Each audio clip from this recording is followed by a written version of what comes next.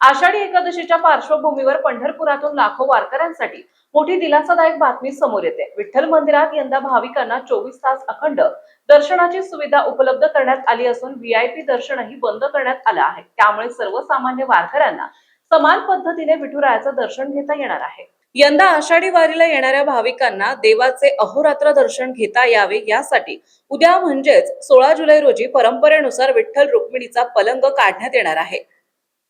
मंदिर समितीचे सह अध्यक्ष गहिनीनाथ महाराज औसेकर यांनी दिलेल्या माहितीनुसार 16 जुलै ते 3 ऑगस्ट या कालावधीत विठ्ठलाचे दर्शन 24 तास सुरू राहणार आहे।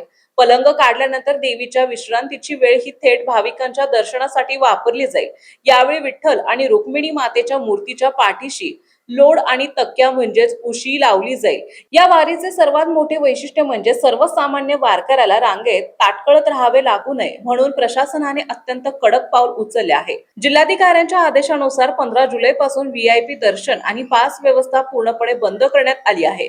आता कोणताही मंत्री असो, लोकप्रतिनिधी असो किंवा मोठा शासकीय अधिकारी कोणाच्याही शिफारस पत्रावर कोणालाही विशेष प्रवेश मिळणार नाही। एवढेच नाही तर जर कोणी या नियमाचे उल्लंघन करण्याचा प्रयत्न केला तर त्याच्यावर थेट गुन्हा दाखल करण्याचा कडक इशारा प्रशासनाने दिलाय।